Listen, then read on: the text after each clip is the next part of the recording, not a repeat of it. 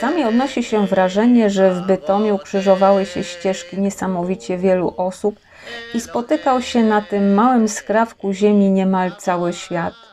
Ta prawidłowość potwierdza się niewątpliwie w przypadku bytomskich rabinów. Przybyli z bliska, m.in. z Wielkopolski, Galicji czy Moraw i z daleka, z Prus Wschodnich, Węgier czy Danii. Byli doskonałymi mówcami, nauczycielami, opiekunami wspólnot, zaangażowanymi w życie społeczności żydowskiej w Bytomiu, ale nie tylko. Wchodzili w szeregi miejskiego establishmentu, włączali się aktywnie w życie polityczne. Byli inicjatorami wielu przedsięwzięć, a w wielu wypadkach również wizjonerami.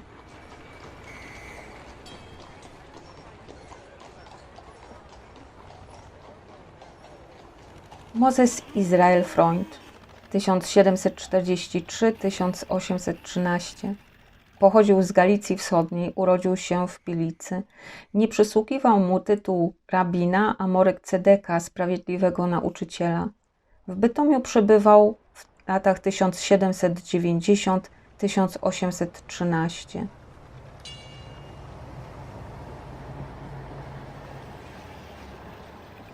Mendel Kohn, 1774–1829. Urodził się w Krzepicach, był nauczycielem Talmudu i nauczycielem domowym w Zabrzu. Nie przysługiwał mu tytuł rabina, a Morek Cedecha.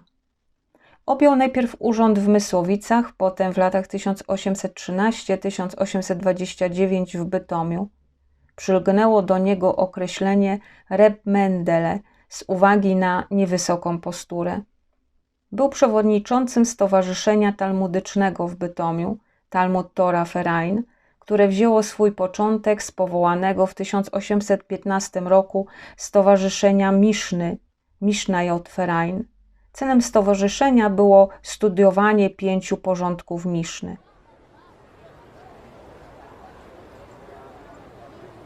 Israel Deutsch, 1800–1853. Urodził się w Białej na Górnym Śląsku. Jego ojciec był asesorem rabinackim. Wcześniej został osierocony. Pobierał potem nauki Talmudu u miejscowego rabina Samuela Kona, który po śmierci ojca wziął go pod swoją opiekę. Pracował, udzielając prywatnych lekcji w wielu miejscowościach na Morawach. W 1820 roku ożenił się. Jego teść Samuel Heinz Osobłogi widział w nim przyszłego kupca i chciał, aby ten kształcił się w handlu i z czasem przejął jego interes. Rabin Kohn wspierał jednak dążenia Izraela Deutscha, by zostać rabinem. W 1822 roku Izrael objął urząd szojchety w rytualnej ubojni żydowskiej w Chluczynie. W 1828 roku został rabinem w Bytomiu. Udzielał także lekcji Talmudu. Od 1840 roku wygłaszał kazania w języku niemieckim. Był przewodniczącym Bytomskiego Stowarzyszenia Talmudycznego, a w 1832 roku spisał jego statut. Główne zadania stowarzyszenia polegały na upowszechnianiu języka hebrajskiego, szczególnie wśród młodego pokolenia, oraz studiowaniu Miszny. Izrael Deutsch zainicjował również utworzenie Stowarzyszenia Krzewienia Rzemiosła wśród żydowskich towarzyszy w wierze, Verein zur Beförderung der Handwerker unter den israelitischen Glaubengenossen. Jego celem było udzielanie pomocy materialnej i rzeczowej, np. na zakup odzieży żydowskiej młodzieży będącej w trakcie nauki rzemiosła, aż do momentu złożenia egzaminu mistrzowskiego. Uczniom opłacano naukę, zaś mistrzów rzemieślniczych wspierano poprzez udzielanie pożyczek na utrzymanie zakładów. Izrael Deutsch zmarł w Bytomiu w 1853 roku. Jakub Ezechiel Lewi, 1814–1864. Urodził się w Osobłodze. Jego ojciec Józef był kupcem w Karniowie. Nauczycielem Jakuba był Izrael Deutsch, którego zastąpił potem na stanowisku rabina. Kształcił się w jeszywie w Lipniku u Barucha Teomima Frenkla, a po jego śmierci w Usowie, Topolczanach i Lwowie. W tym ostatnim poświęcił się studiowaniu hasydyzmu. Rozczarowany udał się potem do Brodów i Berlina, gdzie kontynuował studia. Założył rodzinę z Józefinę Kestel z Bielska. Przez krótki czas był kupcem. W 1845 roku został rabinem w Mikulowie, w 1846 roku w Wadowicach, mieszkał wówczas w Oświęcimiu, w 1854 roku w Bytomiu, gdzie pozostał kolejnych 10 lat aż do śmierci. Głosił kazania w języku niemieckim.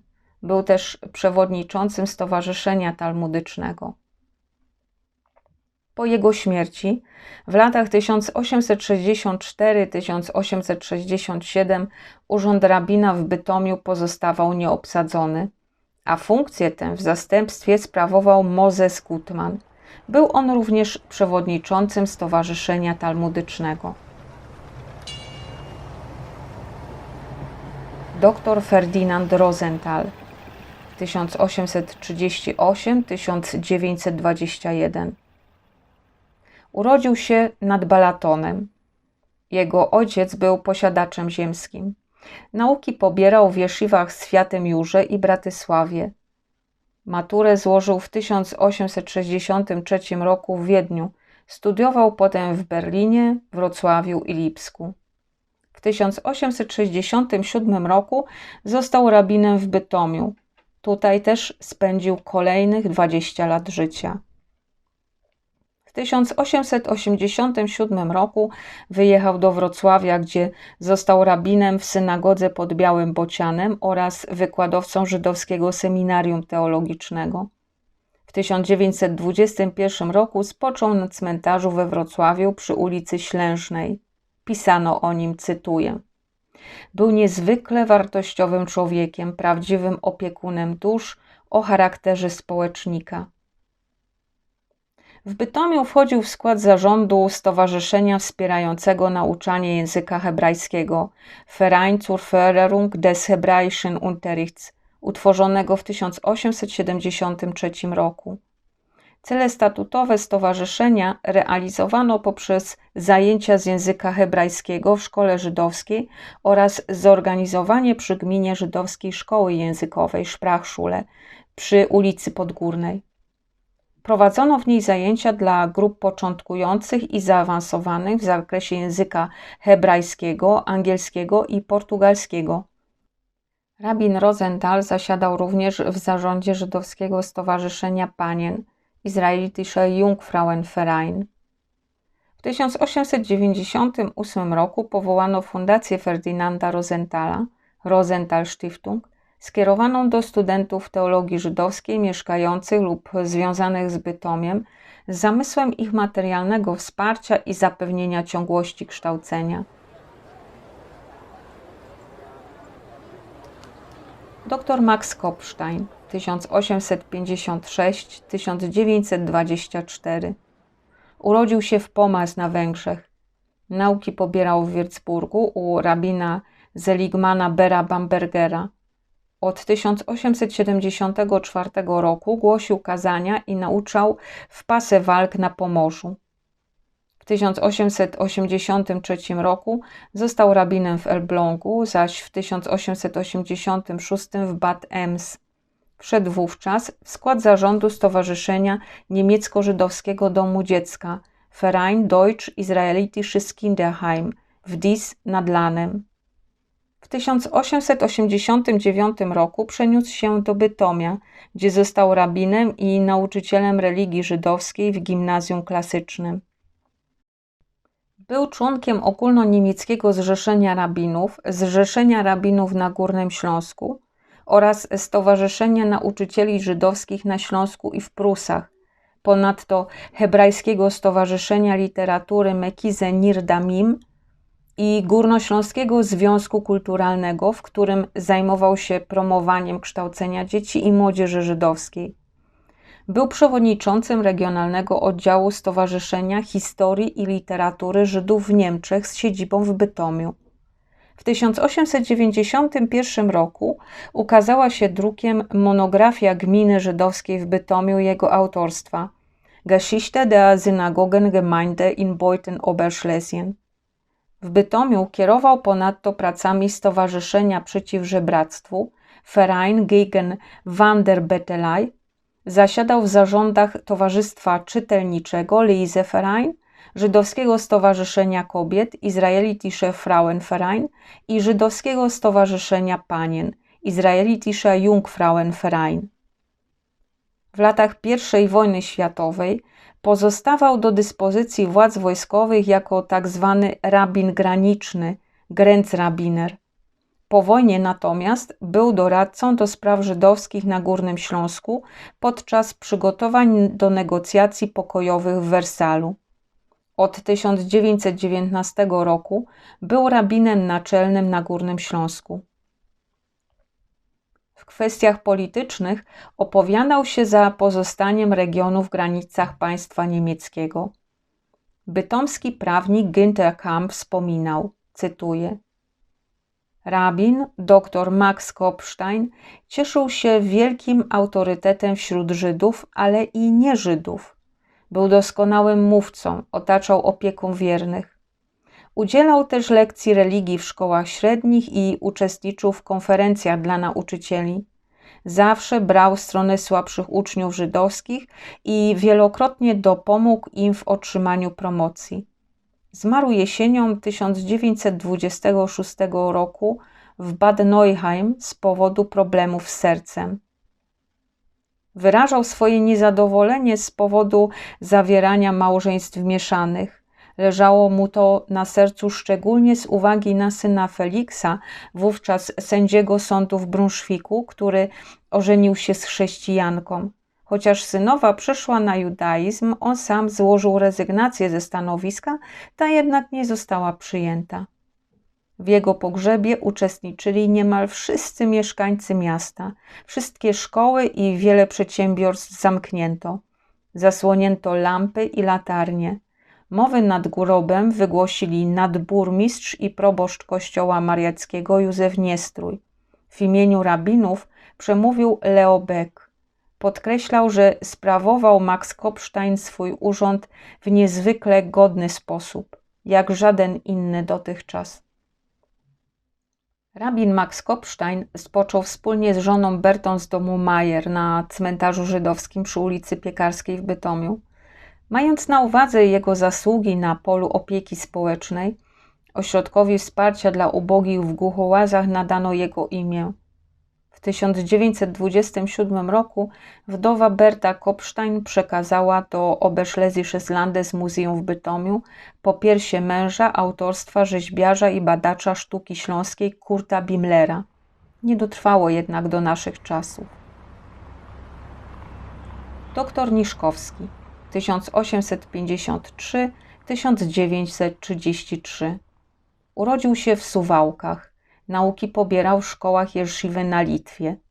Język niemiecki przyswoił stosunkowo późno, kiedy wyjechał do Prus Wschodnich.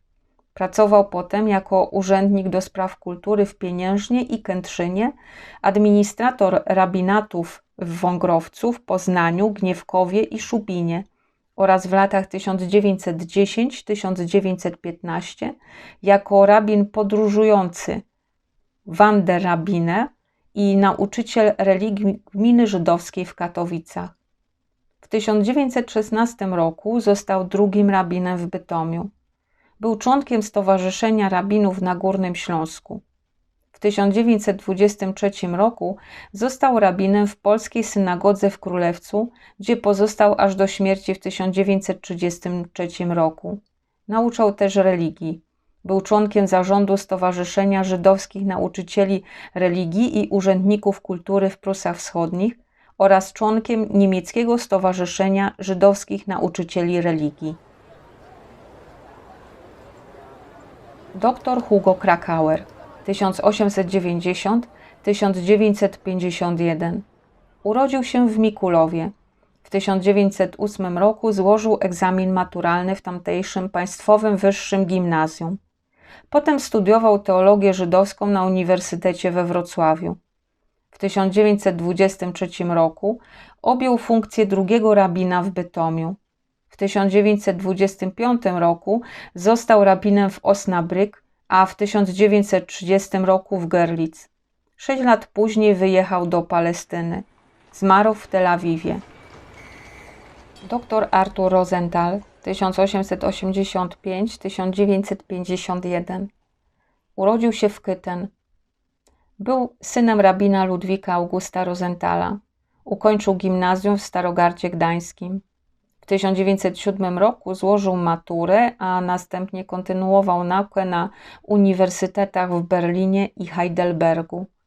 W latach 1918–1920 był rabinem w Rybniku, a w latach 1920–1922 w Berlinie Gesundbrunnen.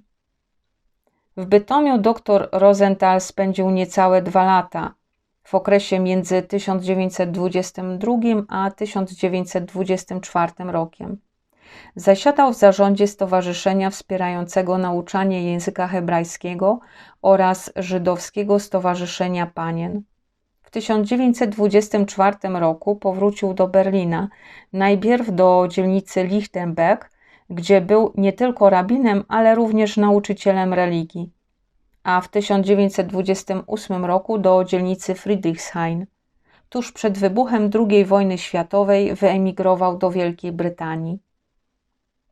W 1951 roku wspólnie z żoną Ilmą z domu Flanter wyjechał do Stanów Zjednoczonych, osiedlili się w Nowym Jorku.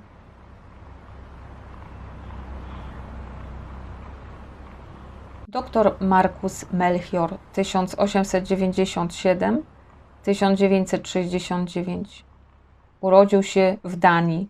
Jego ojciec Arnold był bankowcem, matka zaś potomkinią rabinów z Kopenhagi i Fynen. Dorastał w Kopenhadze. Studiował języki orientalne i egiptologię na Uniwersytecie w Berlinie. Potem odbył również studia rabiniczne. W 1921 roku ożenił się z Metą Schorstein. Wcześniej pracował u jej ojca, naczelnego rabina Mordechaja Schorsteina, jako sekretarz. W styczniu 1922 roku został rabinem w Tarnowskich Górach, by już rok później wrócić do Kopenhagi i objąć stanowisko kierownika żydowskiej szkoły dla chłopców.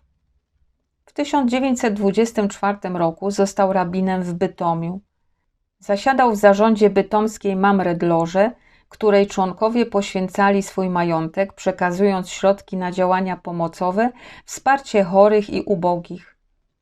W 1927 roku zasiadał również w Komitecie Loterii Dobroczynnej zajmującej się przeciwdziałaniem i zwalczaniem gruźlicy wśród Żydów. W tym samym roku powrócił po raz kolejny do Kopenhagi. Objął funkcję kierownika Żydowskiej Szkoły Religijnej i drugiego bibliotekarza. Od 1934 roku był współpracownikiem pisma Jüdisches Familienblatt. W 1942 roku podjął studia z zakresu prawa. Rok później zdecydował się na ucieczkę do Szwecji. Przebywał potem wspólnie z rodziną w obozie dla duńskich uchodźców. W 1944 roku otrzymał państwowe stanowisko jako rabin duńskiej społeczności Żydów w Szwecji. Po zakończeniu wojny powrócił do Danii. Kierował jako redaktor pismem Jüdische Gemeinde. W 1946 roku został rabinem w Malmö. W tym samym roku wybrano go jako delegata na kongres syjonistyczny w Bazylei. W latach 1947–1969 był naczelnym rabinem w Danii. Markus Melchior zmarł w 1969 roku podczas podróży do Hamburga. Małżeństwo Melchiorów doczekało się 5 dzieci, w tym Wernera Dawida, duńsko-izraelskiego dziennikarza i polityka, Arne, duńskiego polityka, posła i ministra, oraz Benta, urodzonego w Bytomiu, rabina w kolegium w Londynie, i w Kopenhadze, który w 1969 roku zastąpił ojca na stanowisku naczelnego rabina Danii. Bent Melchior był też członkiem założycielem Helsińskiego Komitetu Praw Człowieka w Danii, członkiem Komitetu Wykonawczego Duńskiej Rady do Spraw Uchodźców oraz przewodniczącym Forum Żydowsko-Chrześcijańsko-Muzułmańskiego. Profesor dr Ludwik Goliński 1879–1942. Urodził się w Lesznie. W latach 1899–1908 studiował na uniwersytecie i w Żydowsko-Teologicznym Seminarium we Wrocławiu. Równolegle pracował jako nauczyciel religii. W 1907 roku przez krótki czas był drugim rabinem w Chemnitz. Współpracował wówczas z ortodoksyjnym rabinem doktorem Hugo Fuchsem, kierował także tamtejszą szkołą religijną. W latach 1907–1925 był rabinem w Pilśnie. W latach I wojny światowej służył jako rabin polowy. Pojął za żonę Fridę z domu Herbst. W 1925 roku został rabinem w Bytomiu. Wybrano go również przewodniczącym Górnośląskiego Związku Rabinów. W Bytomiu kierował Stowarzyszeniem Talmudycznym. Był też członkiem zarządów Żydowskiego Stowarzyszenia Rzemieślników, Żydowskiego Stowarzyszenia Obywateli. Drugie z nich, założone w Bytomiu w 1893 roku, miało charakter liberalno-konserwatywny. Było regionalnym oddziałem Centralnego Stowarzyszenia Niemieckich Obywateli Wyznania Żydowskiego Zentralverein Deutscher Staatsbürger Jüdischen Glaubens. Celem stowarzyszenia była ochrona obywatelskich i społecznych praw do równouprawnienia i umacnianie właściwych postaw religijno-moralnych. Jego członkowie propagowali ideę emancypacji i aktywnego włączania się Żydów jako pełnoprawnych obywateli w tworzenie kultury i sztuki niemieckiej. Rabin Goliński należał ponadto do Stowarzyszenia Nauczycieli Żydowskich w Bytomiu, Verein der Jüdischen Lehrer. Po wydarzeniach Nocy Kryształowej 10 listopada 1938 roku został deportowany wraz z innymi bytomskimi Żydami do obozu w Buchenwaldzie. Po zwolnieniu, tuż przed wybuchem II wojny światowej, wyemigrował do Palestyny. Zmarł na atak serca podczas ślubu swojego syna.